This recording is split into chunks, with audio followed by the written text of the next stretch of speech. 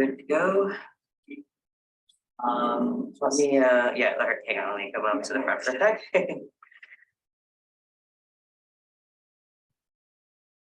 Great. Hey, everyone. Welcome to the next iteration of, I guess our second to last iteration of the Games Lecture Series for Spring 23. I'm really excited about this talk from Zach Deocadiz. Is that right? Deocadiz. Who's an XR designer who dreams about creating more inclusive virtual worlds. They're currently a senior VR designer at WaveXR working on the future of virtual concerts.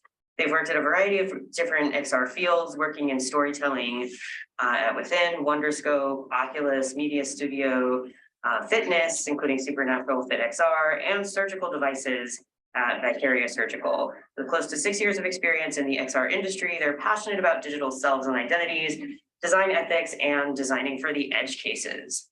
So yeah, that's what this talk is going to touch on, I believe, and I will let Zach take it from here. So yeah, this talk is called Designing Equitable VR Experiences. And I'm going to be talking about a survey that I ran and some concrete ways that survey can kind of show up, like some of those results can show up in the way that current VR experiences are designed.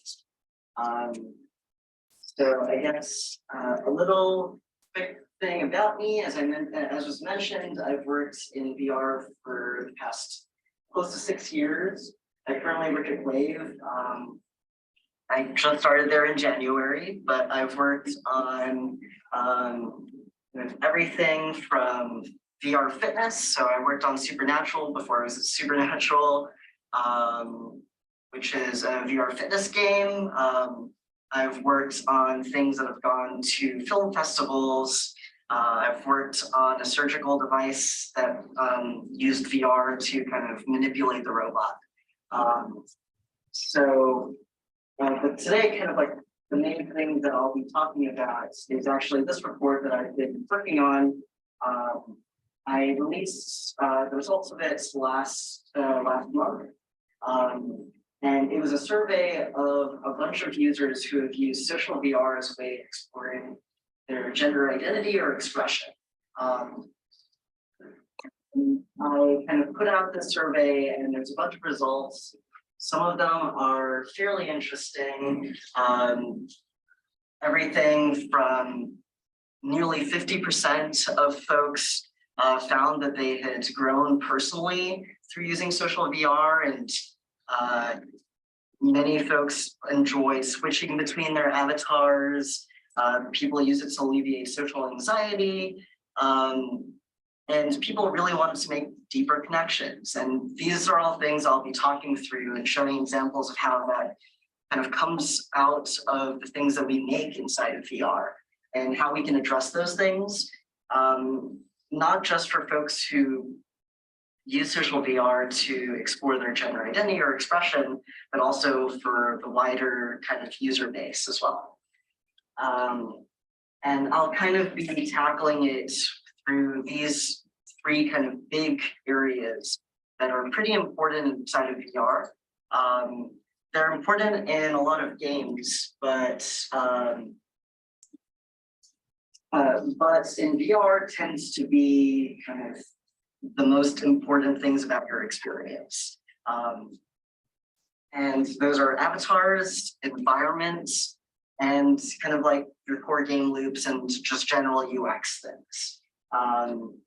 And I'll be kind of going from some of the more obvious stuff as it relates to exploring kind of like identity inside of VR, like avatars, through some of the stuff that might be a little bit harder to see when you just see it on the surface. So some of the UX stuff. First of all, I'm going to start off with talking about a little bit about avatars. So in my survey, I found that 37% of all respondents said that like embodiment was a really key part of the way that they wanted to experience VR and why they believed that their avatar was important to them. And we can, for folks who are a little bit less familiar, I guess, with VR, embodiment is kind of the field, like the really big thing for VR. It's the thing that differentiates it from pretty much every other medium. The fact that you can step into a different avatar or be a different person and actually be them, as opposed to seeing like a representation of it on a screen. These are examples of games where you can see that every person has like their hands, they can see their own hands. Silhouette is actually a game that uses hand tracking and that's the mechanic for creating these like hand puppets.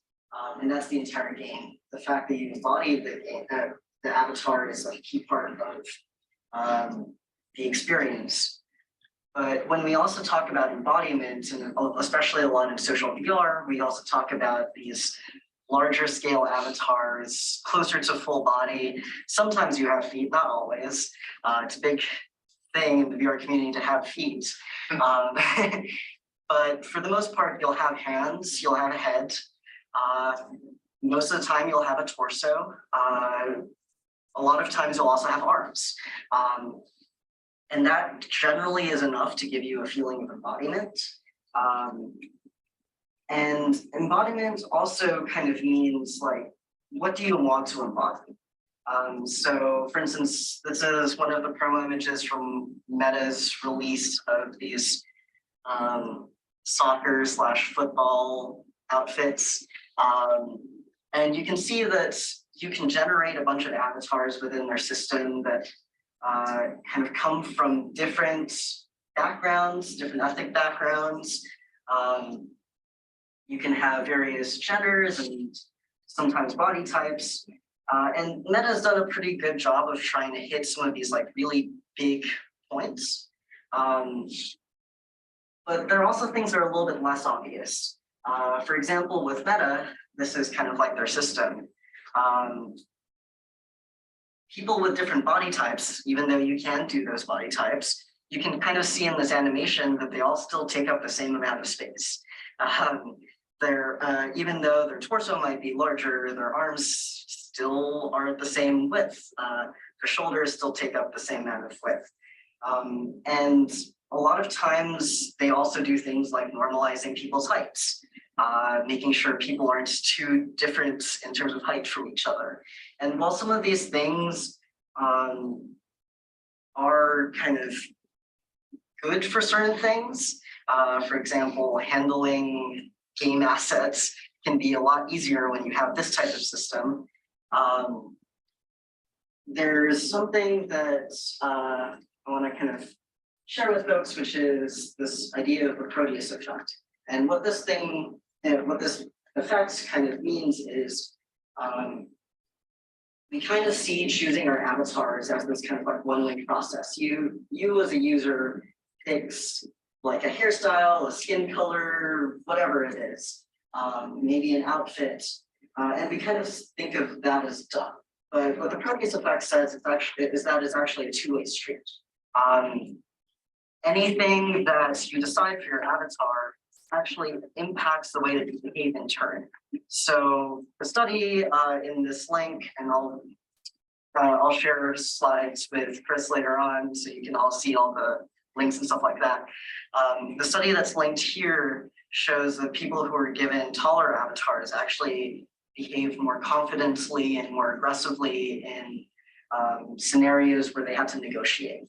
So they basically put a bunch of people into a room, gave them some tasks to like negotiate with each other, and they found that when they gave people taller avatars, those people end up coming up better in those negotiations. They also showed that people who were given shorter avatars were more likely to accept a bad deal.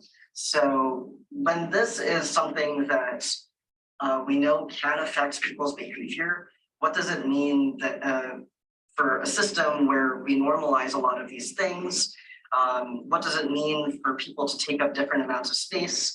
I mean, people who have studied social sciences can probably go into that into more depth, but the idea of people taking up space is something that is talked about a lot.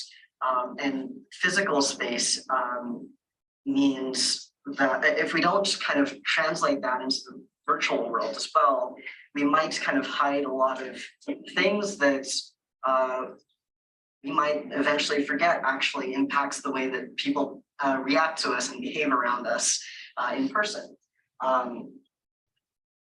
And when you do things like, where this loads, so this is the Rec Room height calibration, where to help normalize your height again, they ask you to measure your arm span, because VR, because it's only usually tracking 3 points, your hands and your head, doesn't often know a good place of like where the ground is. So a lot of people's like arm spans are generally similar to their height. So they use this system to kind of measure height. But with this type of system, not only are there assumptions around kind of like what a body looks like and what your height looks like, but there's also kind of like abilities for people to kind of break those systems and kind of manipulate them for their benefits. And there are a lot of YouTube videos of how to break your record height online as well. And when it comes to other options inside of VR, like a common one being a sit and stand option. You can see here they're toggling the sit and stand thing, and sometimes they're crouching, sometimes they're standing. This gives them the ability to take up different amounts of space and gives them the ability to choose what type of way they want to show up inside of the world. This system actually enables not only people to like sit and stand or fake sitting and standing, but also if you toggle it like to sitting and you're much shorter than the avatar, it automatically pushes you up to like the avatar's height, which means you can suddenly become at least feel like this much taller person. And I've definitely done that before because I am pretty short. So a lot of the avatars are actually too tall for me. So kind of these are options that enable a lot of users to get a lot more control over the way that they want to appear, but also the way that they might also behave. So the next thing about avatars is people really like switching between them. So nearly a quarter of all the people that have responded mentioned this. And Meta tends, and I'm not like negging on Meta by the way. They have a lot of really smart things. But one of the things that they do have a little bit of an assumption around is that when people change up their avatars, it's usually to change clothes. There's kind of this default setting of when you go to change your avatar, it brings up all the clothes. And they're not necessarily wrong. So this is a report done by Roblox and Parsons that kind of explored different metaverse trends in fashion. And it showed things like nearly 50% of folks change their avatar's clothing like at least once a week. And this is for Gen Z. And like 40% of them said that changing their digital outfit was more important than changing like their physical appearance. So these are all things that are very important, especially for folks who are much younger.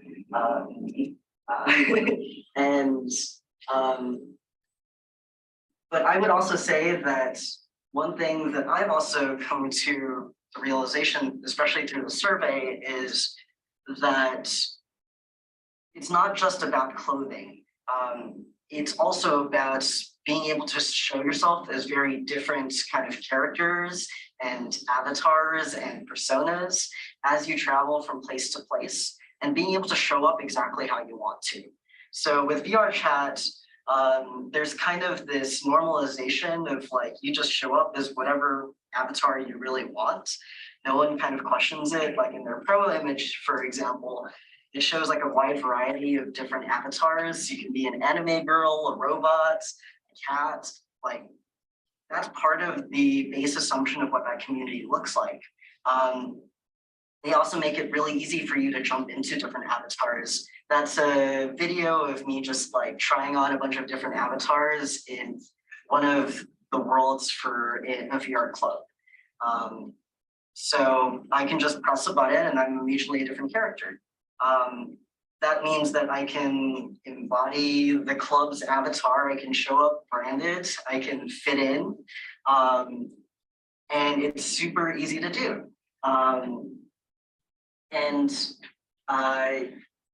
They also make it easy in terms of the UI, in terms of you being able to save very different avatars. You can also, if you have an avatar that's set up for it, you can kind of toggle like outfit choices on and off. A lot of the avatars tend to have like little animal ears and tails. Some of them allow you to turn those off. And this kind of ability to quickly change between avatars means that you can quickly save the different types of you that you want to appear and show up in different worlds. And that's kind of nice when especially when you're trying to explore your own identity and you don't know how you want to show up. You can just try on something new. And with the kind of base assumptions of the worlds that you're in, where people show up as any type of avatar, no one will kind of notice if you just try something new. But like Rec Room definitely goes into the very wild west version where you can upload literally anything and be anything. But this can also show up in different kind of experiences. Like this is from a Township Tale, where you can customize an avatar and it spits out this like little figurine. And you can kind of save these figurines. And before you launch a level, you pick one of these figurines and place them onto a pedestal, and you launch into that world as that avatar. So you can basically create a whole slew of different avatars, and you just pick whatever feels best on that day. So it doesn't necessarily have to be like super drastically different, but it does mean that you can change up the way that you look super quickly and in context as well. So the next kind of thing is about a quarter of folks said that they wanted to be an ideal identity. They didn't want to just be the regular like physical person like meat suit inside of virtual worlds. They wanted to be like a better version of themselves. And this was also kind of shown inside of the Metaverse Trends, Fashion Trends report by Roblox and Parsons, where most people didn't want to be their like real self as they appeared in the physical world. Only 29% of people said that. So a good 71% of folks wanted to be something different. 45% wanted to be a fantasy character they created, and 37% wanted to be somebody that they wanted to be outside of who they are as a person. So this type of stuff means like when you're kind of creating an avatar system, it does mean that it becomes way more important to not kind of lock choices away from people, because how do you know the way that they want to show up? Like, what is their ideal version of themselves? So one thing that Meta does really well is that none of the hairstyles, none of the clothes are gender locked. So you can literally choose any outfits and it will appear on your avatar in the body type that you've chosen. And it means that you can easily kind of like flip between different things that you enjoy. And it like, so that's like a very simple version of like letting people do what they want and like being their ideal self, just like giving them options. But if you give them more control over things like VR chats that allows them to literally upload anything, people kind of really want this enough that they will learn how to use your system just to figure out how to portray themselves exactly how they want to be. So in the survey that I did, although it did lean very heavily towards VR chat, like 75% of folks like used advanced avatar customizations, which I defined as like anything that made them use a system that wasn't their original kind of social VR world. So anything that made them use a 3D modeling and program or a different game engine. To upload like a custom avatar inside of VR chat, if you're not just like picking something that already exists in there, but made by someone else, you have to like put everything into Unity and upload it through like VR chat's like SDK. And like you have to learn that entire pipeline. And most people who use VR chat, even if they didn't know anything about game development, like decided to learn how to do that. So it kind of shows that like this is like avatar customization and wanting to be their ideal self is enough of a driver to really get them to even learn new things that they would not have the experience to use otherwise. Yeah, so those are all kind of like avatars things, and avatars I think are really easy for people to like get their head around. Like, hey, like I want to kind of like explore gender identity or expression or anything like that. Let me change up my avatar. Let me change up how I look. But I'm going to start to talk a little bit more about the environments that are built around you. So what kind of environments do you place your users' avatars in? How can they kind of influence the way that they think about themselves and the way that they behave? So one of the findings was that 16% of folks wanted to form deeper connections. And this is one of the like negative ones from the report. And they tended to trend a little bit lower in terms of percentages. But this was one of the highest kind of like negative findings from the report, is that they wanted to make deeper connections. And I think one of the things that I saw after exploring a bunch of social VR worlds, partially for work, partially for fun, was a lot of worlds tend to like try to be a spectacle. They want to make this like large, expansive kind of worlds. Like this has like a massive dance floor to the left, in the same world is like a pool table area. Like they want to shove everything in there. They want to like have all the options. They want to show off. They want to have all the flashing lights. Over there in Rec Room is like this massive stage. It's supposed to feel like a festival. And the problem with a lot of these kind of like settings, though, is that they don't really give a lot of space to be a little bit more intimate with people. And I don't mean like intimate as in like sex or anything, but just like emotional intimacy. How do you connect with other people on a deeper level? Spectacle is all good and all, but spectacle can also be very lonely. You enter these like massive spaces and you don't know where to go. You don't know how to chat to people. You don't know who is available to chat to you.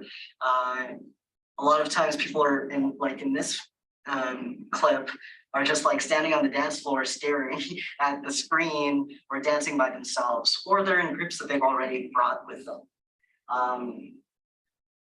So one thing that you could do is learn a little bit more from, I guess, like kind of structures we already know work inside of real life. So this is an example of The Underpresents doing a show called of The Tempest. And the way that it's structured is kind of following theater in the round. And for folks who don't really know theater, is when you have like the stage that's surrounded by the audience. That means everybody gets to see each other because they can see each other just looking at the performer. It feels more intimate because you're in this much smaller space. You end up seeing the people next to you and seeing how they respond. And in the under, like the only person who can talk is the performer, but you end up having really great moments of emotional connectivity through like mining things out and like exploring kind of gesturing to your neighbor and all of that. Another example is in VR chat. So this was one of the shows that I went to, and it's again in the rounds where the stage was in the middle and everybody was crowded around it. It meant that because the stage is in the middle, it tends to be much smaller, so you get people to come closer to each other and to get to see each other. You also get to hear everybody because they're closer to you. You get to hear what they're saying inside of the world. And it definitely feels a lot more intimate. It feels more like a space where, like, if you tap or if you went up to somebody and started talking to them, you could do that instead of like a wide, expansive space where you have to like search them out, teleport right next to them. And these are types of spaces that kind of exist in the world around us already. We're just kind of replicating how they appear and adding like a VR player to them. You can also think about environments and the way that links to mechanics. So thinking about things like asymmetric gameplay. So this is Keep Talking, Nobody Explodes, where somebody's in headsets trying to disarm a bomb, and somebody outside of headset or a group of people outside of the headset holds like a physical bomb manual and have to like get the person in the headset to tell them what the bomb looks like so they can find instructions. So thinking about that environment, not just as a virtual environment, which in this case is a very small enclosed space, but including the environment of the person around them as well. Getting them to engage with people within their space. You can also think about space in terms of asynchronous space. So with the Township Tale, which is this game where you essentially build up a town, you kind of find resources. So you're like mining things, planting trees, and it's all in service of building up this town from the ground up. And because this is kind of like a collaborative experience, it's also one that you can come back to at any time and see kind of like what the progress looks like. The environment building up around you makes you feel connected to the people around you, just by the mechanics of what the environment does. It's also super large and expansive, really aiming to make sure that like you as a single player will find it very, very hard to complete this entire thing by yourself. So really encouraging the fact that you have to meet other people in order to succeed.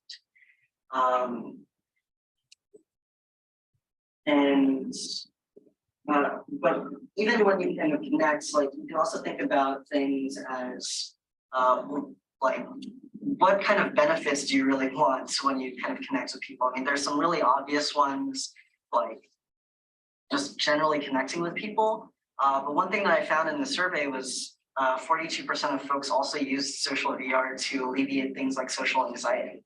So there are even deeper needs of a lot of the folks who are entering these VR spaces. So how can you kind of design things that really encourage kind of supporting them, really helping them kind of grow in that area? So kind of, again, when you lean on kind of structures that you see in real life, kind of giving them a bunch of affordances that they already know about. So a bunch of kind of structures like an auditorium gives them a lot of understanding of how am I supposed to behave in this space. With an auditorium, you're very it's kind of ingrained to us of like, yes, I'm going to sit here, I'm going to look at what's happening. This is a screenshot from the Trans Academy Worlds where they held like voice feminization classes. And everybody is kind of very nicely sitting in the stands while somebody teaches them how to do things. With Horizon Home, you can kind of see that it's literally a home. It's very cozy. You understand how you're supposed to behave in your home. It's your own personal space, so you feel comfortable. And leaning on these things is just like an easy way of getting those like points to making people feel more comfortable in your space. But you can also kind of explore other things that encourage people to feel comfortable. So There's a link at the bottom to a full report around how to make cozy games, and it goes into a lot of like what the aesthetic choices are and what the mechanic choices are.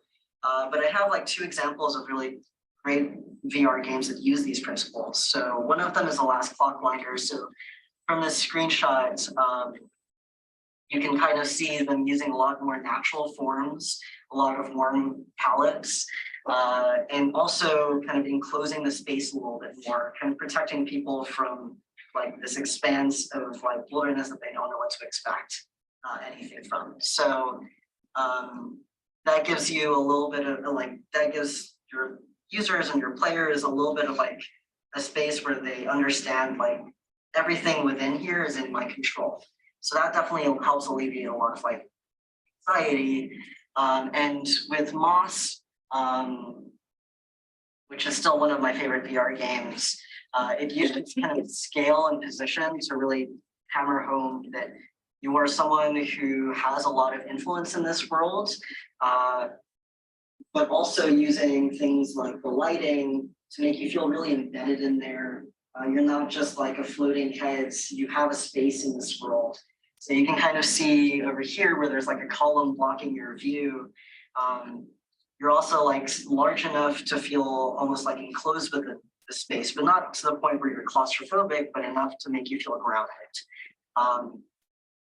And especially for experiences like VR, when you're very embodied in it, using a lot of these tools can really make a difference in how people kind of respond to things around. And you can even take it like a step further and even embed things like NPCs or like pets into your world as well. So Maloka is a meditation app, and they have this like little spirit companion that grows as you do, and also grows as the environment does. And Orbis VR has like this little pet dragon that you can, it kind of follows you around if you place it on the ground, and you can do things like race it. But these things, is when they're included within the environment and kind of with it, really give you a chance to connect with like with something that you can kind of feel like an emotional connection to. Pets are really good for that. And that can also help you feel a lot more grounded in the experience, giving you something to kind of focus on your attention on, instead of feeling a lot of anxiety around how wide this world is. You have this like companion that's kind of like relying on. But you should also think about on a little bit more of a deeper level, kind of things like semiotics. So signs and semiotics are generally broken up into the signifier and signified. And the signifier is kind of like, what thing in the world do you see that says something? And the signified is like, what does that thing represent? So in VR fitness, and I work for both these companies, and I love both of them, but in FitXR, you kind of see that the environments they place you in tend to have a lot of signifiers of like fitness and sports and all of that. There's like yoga mats everywhere, there's exercise equipment. But what does that kind of like signify in kind of like fitness worlds? Like obviously it signifies that you're in a fitness space. But when you think about who your users are, and for a lot of VR fitness, it's a lot of folks who haven't been served by traditional fitness. What does that signify to them? If you place like a bunch of sports stuff that they never used in the physical like exercise worlds, or have had that experience with, that produces a lot of anxiety. If you just make them forget all about that and just not focus on the fact that they're exercising like Supernatural does by dropping you into kind of like a fantastical world a lot of the time, you kind of like end up like removing a lot of the anxiety that makes them stress out about fitness in the first place. You can kind of see that in a lot of like people's responses where people like in Supernatural talk a lot about like forgetting the facts that they're exercising in the first place. And when you're talking about a group of people who, as I mentioned, may not necessarily be served by traditional fitness markets, you're talking a lot about people who, for instance, a lot of the population of Supernatural is like middle-aged moms, for lack of a better term for it. It's a generation of folks who don't usually use VR. And these are folks who tend to have really, really bad experiences with physical like spaces and like gyms, and also have a lot of anxiety around their own body as well. So the more that you can kind of address those concerns, the better that they can get immersed and feel immersed inside of your experience. So yeah, the kind of like last example that I said, that I mentioned, kind of leads a little bit closer into kind of these game loops and UX things that I wanted to talk about, where it's a little bit of understanding who your user is and understanding like what are they bringing to the table that can cause them to kind of behave differently or react to things in your world differently. And what I'm going to talk about in this section are kind of like even smaller details that you might not like automatically think about as influencing those things. So the first one I'm going to talk about is a little bit more obvious. It's stuff to do with like unsocial behavior. Like 38% of trans folk are very concerned about encountering unsocial behavior inside of VR social spaces. And this is kind of like a common thing for a lot of VR social spaces, is that there tends to be a lot of like massive dicks, for lack of a better term. People tend to behave badly on the internet, and that also translates into VR.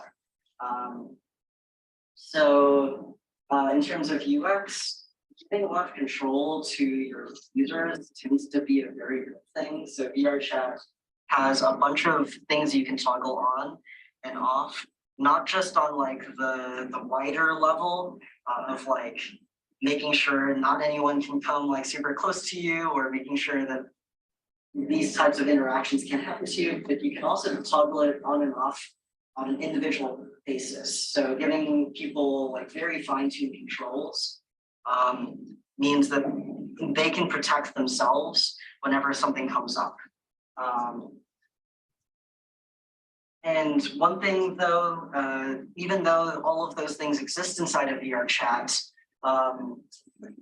you also have to kind of prime your kind of like audience to understand what the norms are within kind of like the worlds that you drop them in, especially if you're doing anything social. So a lot of VR chats but like VR chat in general, like there's an assumption that people just generally behave badly. So a lot of groups on there, even like a bunch of clubs, actually kind of offload a lot of their rules onto things like Discord.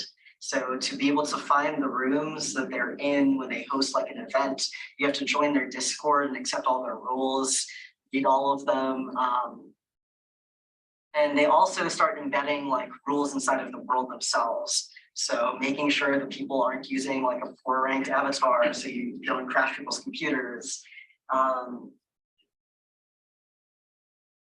But sometimes like VR chat is a very good example of like the platform kind of offloading a lot of the kind of like effort onto the players themselves and the users themselves.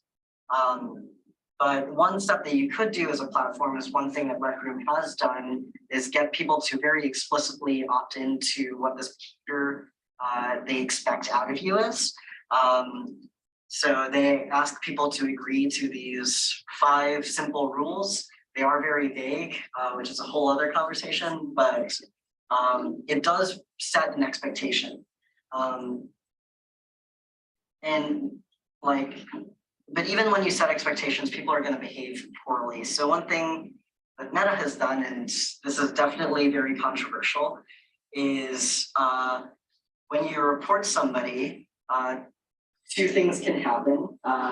One is they keep like a rolling record of the last couple of minutes of all of your interactions on your headsets. And if you click report, they send like those last few minutes of recorded data to their servers so that they can figure out what's going on. That does mean that they like your headset is keeping like records of the last 6 minutes. You're kind of trusting Meta to not access that. The other thing is sometimes they'll just drop an invisible moderator into your room, and you might not even know that they're there, and they could just be observing you and what you're doing. So these two things like can be very controversial, but with Meta, they're kind of erring on the side of being able to control a bunch of stuff because they've had bad press for not doing that in the past. And they're also trying to address something that's very, very critical in VR, which is most of your interactions are going to be live. It's very hard to moderate live events because when something happens, it happens and it disappears. So these are all kind of like systems that, and different approaches to systems that you may or may not be able to use within your various VR worlds. But what they can do is lead to this, which is 71% of folks use social VR as a way to have better social acceptance. They felt that like the virtual spaces were more accepting of who they were and how they wanted to show up, compared to like the physical spaces that they lived in. So when you have things like VR chat, even though they don't really control a lot of their communities, they leave it to the users, so they kind of self-govern. There are still those base assumptions that it's built out of. So as I mentioned earlier, the avatars, because anyone can be anything, and it's kind of been normalized at this point that like random cis dudes will just show up in like a cute little anime girl avatar. If you just decide to do something new, that's kind of like part of the norms of the world and no one's going to judge you for it. So understanding when you're building like the basics of like what this UX looks like, but also like what the assumptions of your world looks like is very, very important. And this is an image from one of my favorite articles about like VR kind of social experiences by Michelle Cortez. She, as part of this, she actually went and talked to a bunch of the cisgendered guys who use these anime girl avatars and asked them like, why do you do that? And some of them are kind of like sexist, but you also get responses that even though they are sexist, kind of show that they like show a lot of these guys are understanding things about what the like gender norms and stuff that allow them to push past what is acceptable in their day-to-day life. So when people say like, if I could look like this in real life, I would. I mean, that says something, but also like the male ones are all half naked muscle bros. Like that's kind of addressing the facts that like there are males kind of like social norms that they don't like. And they're starting to understand that like, hey, like these are things that I don't want to kind of grapple with. And it also turned into a lot of like introspection of understanding that a lot of these people use their avatars as ways to explore like emotions and the fact that they could be more vulnerable because they felt more comfortable being more vulnerable within a people's skin.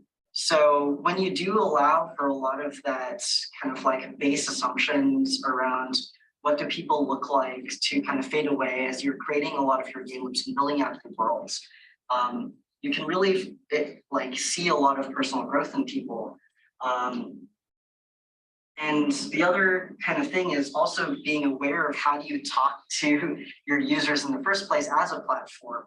And how that kind of reflects even beyond just VR. So with Supernatural, Supernatural has like a bunch of these coaches. They all have like their own kind of focuses. But one thing that they do is they're all very positive in very different ways.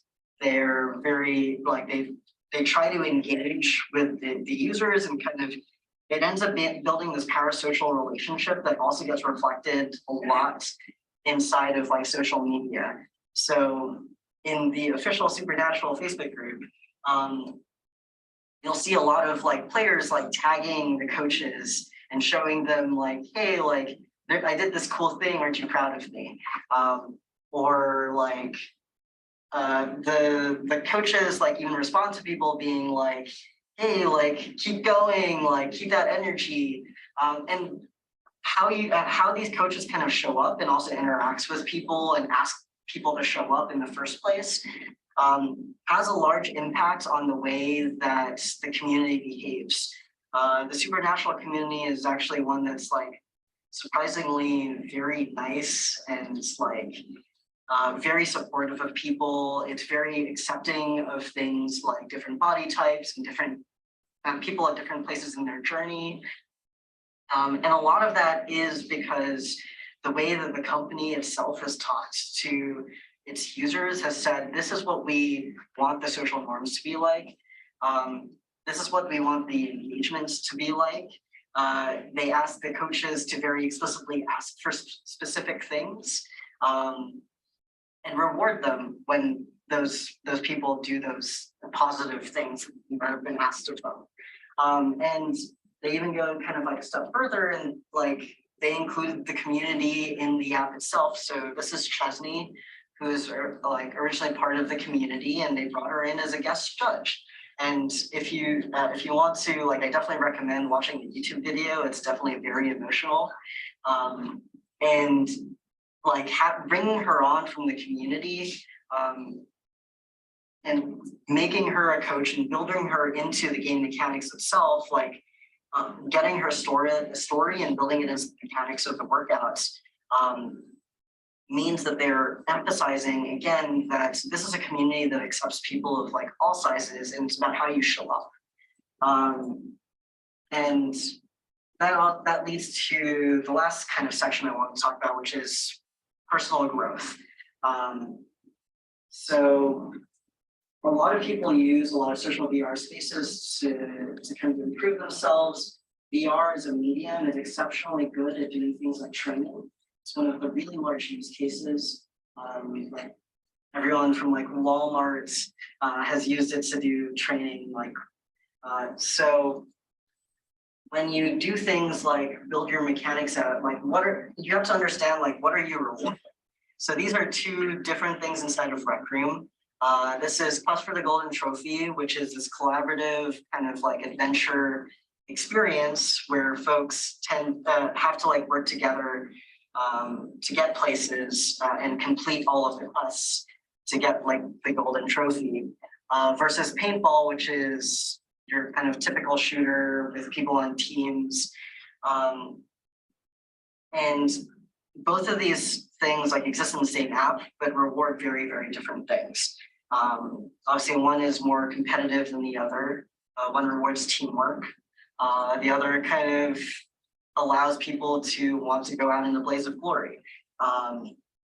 So this is a very obvious example, but going back to Supernatural and also FitXR, you can kind of think about like what your game systems actually even look like and what do they reward. So these two kind of end screens look fairly similar. They have like points. They're obviously tracking the user during their workout at some point. But there's actually a fundamental difference between the two of them.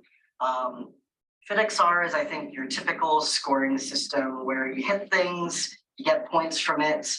You hit things harder, you hit above a certain threshold, and you get rewarded for it. And you get this like massive amount of points that you're like, yeah, I love this game. I'm doing really well. Like, and you have like a high score that you can pick.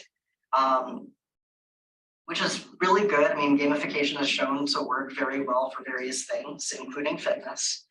But when you go look at Supernatural, it kind of seems like it's the same. Like you get points for things, you can hit things, like there's a power meter, but there's certain assumptions that change that. So the power meter in Supernatural, as opposed to FitXR, where you have to hit above a certain threshold that's set, is actually measured against yourself. So it takes the last like 10 or more kind of workouts you've done and figure out how hard are you hitting. And if you hit like harder than what that spits out, that increases your power. So really what you're doing is competing against yourself. You're not competing like against like an arbitrary kind of setting that kind of the app has decided for you, like you need to hit this hard. And the score is pushed off into this leaderboard, which refreshes weekly. So instead of competing to improve your score continuously and hope you can do that, what you're being rewarded for in Supernatural is showing up in the first place. The more that you work out, the more points that you can get to improve your weekly score. And because it refreshes weekly, you can compete with literally anybody. And especially since it's normalized for your own kind of performance, what you're kind of competing with other people is how much do you show up in the first place, which means everyone's on an equal level. And that kind of shows up in the way that their communities kind of talk to each other as well. If you go into the Facebook groups, Supernatural tends to have a lot more focus on like self-improvement because the mechanics are literally about self-improvement. So if you understand like the way that you want your users to grow, build your mechanics around that, and even if they look very similar, they can create very different features. And another thing that can be very important for personal growth is also discoverability. So a lot of VR experiences are really, really bad with getting discoverability down. So even with like, so VR chat has like a bunch of different worlds. So you might expect like, oh, I want to jump into one or the other. You don't actually know which one is really good until you jump in. They generally have these kind of cheesy photos that people upload and a title. If you click into it, you might see a description, but generally it's very hard to gauge which one is really good. A lot of them also end up looking very, very similar with very similar themes. With Supernatural, on the other hand, even though I personally think a lot of the iconography is that and like imagery is kind of cheesy because I worked on it. A lot of the workouts are very distinct and like the thumbnails speak very closely to what the workout is about. So you can have like a gut reaction and be like, I want to do that. And it's very close to, it can be very close to what the workout actually shows. So you can kind of trust your gut feelings and jump into those. It also shows you a lot more information about like how you make decisions around which things to jump into. It tells you the level of difficulty. It tells you the type of workout. It tells you a lot about what you're actually getting into. And the reason I bring this up for personal growth is that discoverability is an important way of getting people to try new things. People don't know what they want to try out until you show it to them. And you should be prepared to like have an opinion about what you're showing to those people, showing to your users. Because that's what influences them to try new things, grow in different ways, and also come back. It's really important for retention as well. And the other thing with personal growth is that when you create a lot of complex systems, people tend to really enjoy like figuring out the like intricacies of your complex system. As I mentioned earlier, Rec Room allowed a lot of people to understand how to do a bunch of game dev skills because it forced them into Unity. But Rec Room, which also is geared a lot more towards children, actually has this thing called the Maker Pen, which allows them to learn how to code in a visual format. It's actually a pretty decent visual coding interface. And all these kids are using it to like build these like fun worlds and are essentially learning coding at the same time. So even like the UX that you build out into your app to improve your like the customizability of the things that you provide, actually really encourages personal growth if you do them just right. So yeah, those were kind of like the three big things inside of VR that I wanted to cover, and I hope like a bunch of the examples I gave, you can kind of see how they relate to things outside of like just folks who explore gender identity and expression inside of VR. But I wanted to show also like how these statistics really tie in-to like the way that you have to think about things from the very bottom at the ground when you're beginning to build a bunch of stuff. So yeah, questions, and you can also find some.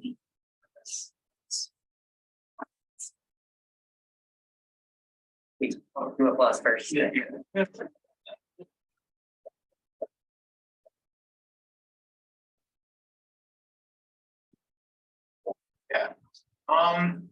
I remember at some point you brought up like keep talking, it explodes. It's one of my favorite party games. And I like it because it's designed really, it lends well to the unique affordances of VR. Yeah. So like I think VR is kind of gimmicky, but not in a bad way. And that in the way that you need to design around it for it to not just be like a lackluster version of something else. Yeah. So how do you go about designing around VR so that its strengths are, you know, front forward? Yeah, so for me, it's important to keep in mind like what really sets VR apart, and like embodiment is one obvious, really good example of it. But as I mentioned, like training is a very good part of VR when you get people to act things out and like actually make those like memories and physically like essentially pantomiming how to do all these things, and getting people to kind of like spatial memory is very important as well in VR, and it's very easy for people to create that spatial memory inside VR. So once you kind of like focus on those things, I think it becomes a lot less like, oh, let's just slap this like thing inside of VR. It's pretty much the same as I would see on a screen. And I think really leaning into like a lot of like 3D elements of things that like utilize space in different ways. I mean, Keep Talking, Nobody Explodes is like a pretty good example of like the VR component of it, where like you have a box that's in front of you that you have to manipulate. Like that's not like you can do that on the computer, but it's significantly easier to do inside of VR. Because it uses things like spatial memory, it uses things like actually using your hands instead of like trying to like fudge it with like a button press. It's a lot of direct manipulation. So if you focus on those kind of aspects of it and build those into kind of like the core mechanics, I think that's very important into building a good VR experience. I would say with social VR as well, embodiment is like the utmost importance. Like I would much rather like not put on my headsets and just like chat with people if I just want to chat with them. But if I wanted to like actually do activities with them, like VR is pretty good for that. It's all about like understanding, like meeting where your users where they are, and understanding that like certain things like just kind of suck in VR. Yeah, don't do typing in VR. That really sucks. Yeah. So the talk was really fascinating, and what I'm about to say, I say to support all of your findings because it confirms them. So 30 almost years ago, when I was an undergraduate, I did my degree in the design and implementation of virtual worlds. The internet was just starting. I did some 3D stuff, but I also created a bunch of user-generated text-based spaces. Yeah. And I tracked a bunch of users in those spaces over a year, did ethnographic histories of them, and my findings are almost identical, right? Like, so all of the things that people are using VR for in terms of identity, in terms of creating avatars, in terms of exploring gender, in terms of creating spaces that are manipulable by themselves, in terms of creating game loops that reinforce those things. They were doing all of those things in cats 30 years ago, and they all are still true in VR. Yeah. So like, that's good to know. I think the embodiment is different and really powerful, and it allows transference of the kind of exploration from the virtual space mapped onto the body in a way that is really powerful. So the student who was in my space who was exploring gender identity and wrote the code to allow them to have their own pronouns and chose they pronouns and made themselves a swarm of dragonflies, and then later when they had the language for it a decade later was like, hey, I'm Ace, and I discovered that in your virtual world, thought you should know. But like it took them 10 years to get there. I think that the kind of embodiment that VR allows is much more immediate, and that's Yeah, and it's like, I definitely agree, like, a lot of this stuff is not new. It's like, a lot of technology is not new. VR is very similar in that. But you can see like a lot of shifts in like immediacy, as you mentioned. Like a lot of folks like that entered the survey actually came back and were like, I did not figure out I was trans until like I put on like a female avatar and I was like, oh, that's like me moving like this in a mirror, because mirrors are huge in VR, and embodying this avatar was like game changing for a lot of people. So yeah, like embodiment is super powerful, and like especially like as I mentioned, like avatars are like the most important part of that, but like the environments and feeling the environment around you, which like if folks haven't used a VR headset before, like a lot of people don't really understand how like powerful that environment around you is. And yeah, it's like getting faster, like it's the immediacy of it. It gets people to understand things faster about themselves. And that's also, again, why it's really, really good for things like training.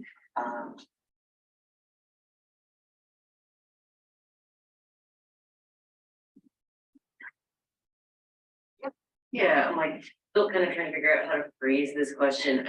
I'm also thinking back to the part of your talk about sort of like embodiment and kind of trying different avatars and how that helps people with self-exploration. But I'm thinking about that in terms of like a lot of what feels important about embodiment is not just the way that you feel kind of inhabiting this body, but also the way that like other people respond to you and the way that other people might treat you if you have, one body versus another, right? And like, I'm curious whether I'm curious whether anything in your survey like tried to get at that, or if you have any other speculation about the more kind of like social aspect of this, and whether people were interested in or maybe choosing avatars specifically for certain social effects, like maybe if I'm a big person, like people will not get in my way as much and that kind of thing. Yeah, so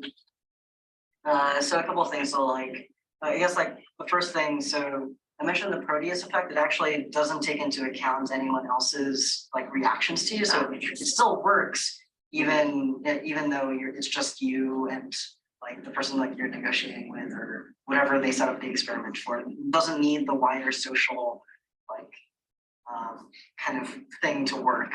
But also, so a lot of folks in the survey, like a lot of the cisgender men who responded, who explored like just gender presentation and like dressed up as like a female avatar, a lot of them responded with like, it's just easier a lot of the time. There's like a lot less assumptions placed on them. I mean, there's like definitely like assumptions, like, but it's not the assumptions that they are used to grappling with. Yeah, like that's so interesting, because back in the day that like, that Chris Barney is talking about, when everyone was excited about being able to socially interact just through text. I remember like knowing a lot of like very femme presenting people who were like, it's so nice to just go into a space and have people assume by default that I'm male. And so they don't like question, they don't think that I don't know what I'm talking about or whatever. That was true in text-based spaces as well. Yeah. The participants who were cisgendered men very often presented in gender non-conforming ways. And sometimes for like silly reasons because they wanted to get their friends to flirt with them or something, but also in terms of exploration. But a lot of the people who were genderqueer, and again, we didn't have a lot of the language around that at the time, or who were women, were going into the space presenting as men so that they wouldn't face harassment. And the men who were presenting as women were being harassed but not perceiving it. Interesting. Like they weren't fazed by the fact that people were sexually harassing them. They saw it as attention because of their level of social capital, whereas the women in that space were being treated the same way, were perceiving it in the way that they would in the real world. So that was, yeah. And I guess like, especially like with embodiments, like there is a lot of like talk and discourse around like sexual harassment, what that looks like inside of VR, because there's a lot less boundaries. You can't actually like feel anything inside of VR, so it's very easy to like clip through people or like. So there's a lot of like conversation about like how do you kind of like react to things like sexual harassment, all of that. I have seen that like and this is just like from personal anecdotes of me going into spaces. A lot of the like interactable avatars that you can like set up that in VR chats like tend to be like very highly sexualized like women. And it almost like isn't necessary, like part of it's like the novel aspect of it for a lot of people. The fact that they can do things inside of VR that's not possible if they like try to do outside of it. But part of it's also just like people like to spend a lot of time staring in the mirror and watching everything move. And like a lot of people tend like a lot of like cisgender guys like mentioned a lot in the survey. It's like, oh, I just want to try something new. I want to try something that I haven't been able to do before. And I think that's one of the kind of like extensions of that side of VR. But in terms of like embodiment also being kind of like this key part of how people kind of interact with other people and like the social aspects of it, like you can kind of see this when like at a lot of like VR kind of concerts, people really like to show off and like try to either by taking up more space, like some people make these really large avatars. Others tend to like try to be super flashy. They add like a bunch of shaders onto their avatar to like glow in different ways. Sometimes I think they're like audio reactive. Like they try to go all out. And I guess that's a different way of also taking up space. And a lot of it is like also just like social capital. They just want to be like the coolest person. They want everyone to look at them. There's a lot of like kind of like attention, and I think this is coming. It's kind of replicating the kind of influencer kind of behavior as well that we see on social media or just generally in the world, where people just want to be noticed. People want to be acknowledged. And in VR, that just kind of shows up in a lot of the time, like the way that their avatar looks like. One thing I'm curious about, one thing that was reported by a lot of users 30 years ago was that the low fidelity of the experience was a shield. This is text-based, and I feel like I can have these risky social interactions in this virtual world that I'm invested in, but it's text-based, so like I feel both a distance and like if I'm treated badly, it doesn't feel as bad as if I was treated badly in person. Yeah. In a virtual space where I have this embodiment and I have this greater sense of investment and embodiment into like being harassed when I can see it or project that onto myself feels like that might make me feel more vulnerable if I was already vulnerable. I wonder. Yeah, it's definitely like a really large concern, because like it is more real when like if somebody yells in your face, like, Right. and you can feel that, and it definitely feels very real. And that being said, the vast majority of folks who responded when they were like, "Oh, what do you want better?" Wanted the technology to improve so that it would be more higher fidelity and like tracking could be better. The fact that they can customize things to a greater degree, like those are all things that people really, really want.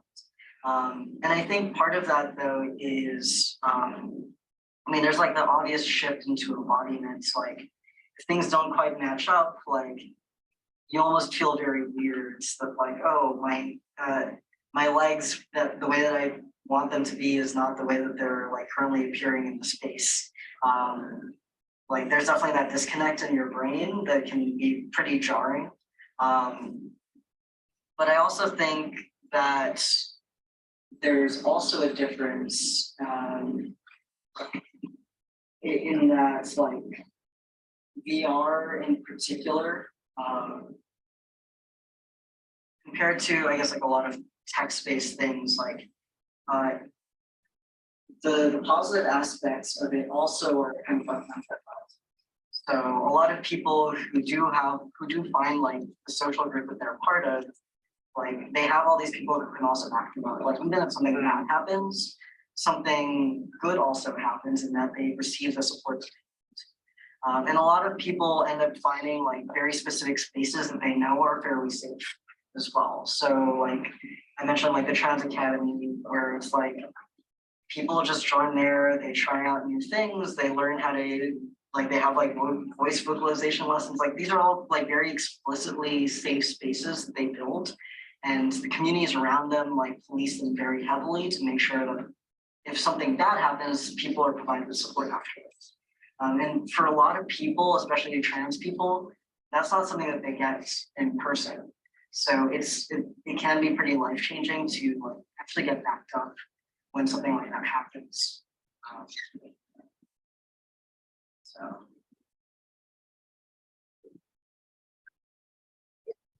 This is more just like VR in general, because I don't know so much. So if I went to like a live concert with someone in Rec Room, Yeah. and then like I made friends with them or whatever, and then say later that day I went into not FitXR, I forget the name of the other one, but yeah, the one with the weekly leaderboard. Yeah. If I went in there, if I friended someone on Rec Room and then went into my workout on there, would I see them like on my weekly leaderboard friends list? Yes and no. I don't think Rec Room is part of it, but like so Rec Room and Supernatural are obviously different after companies, so you don't really have that connection between the two. But I do know like Meta, for example, if you're using like a Meta headset, they try to like link their Meta accounts to things, and sometimes depending on the apps, if you're friends with them on like your Meta accounts, it can show up in various things. Like, for instance, like if you're in Meta Horizons and you met somebody and you added them through that system, it's likely they could show up on your FitXR leaderboards, for example, or like in your FitXR friends to invite, because it's built off of that system. But it does like require all of these apps building out of that system. And a lot of people don't necessarily want to do that. And there are pros and cons. Part of it's like if Meta goes down, or like you almost become like super reliant on Meta to be able to do that. Right now, the Oculus Quest, I believe, is something like 70% of the market or 80% of the market. So like it's not really a problem if you decide to go that route. But if like, for example, some of the other headsets come up, they're not going to want to use your Meta accounts. Like they have their own account systems. So it's just not gonna work. It's kind of like the same way you would deal with like if you had like a Blizzard account and a Riot account, like they're not friendly enough to ever wants to play nice with each other. That's just not gonna happen. And I know there's like a lot of talk about like Web3 and like you get to transfer things and like I am personally not sold because again, it requires a lot of people to play nice with each other that don't like to play nice with each other. Yeah. And people have been fighting that fight since there's been the internet, right? And Yeah. different sites, whether it was text profiles or avatar profiles, and Yeah. The metaverse for VR. Yeah. Yeah, basically it has to come, like somebody has to come out as the winner for that to happen. That is called a monopoly and any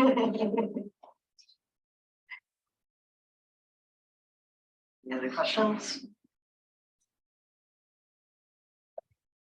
Great, thank you. thank you.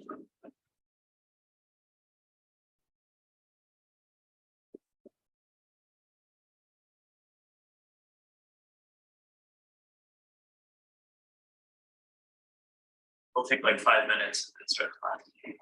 Yeah. We'll stop the recording. So actually, I think the recording is happening from that computer, so if you. If there's a way to, well, when you leave the Zoom, it'll stop. Yeah.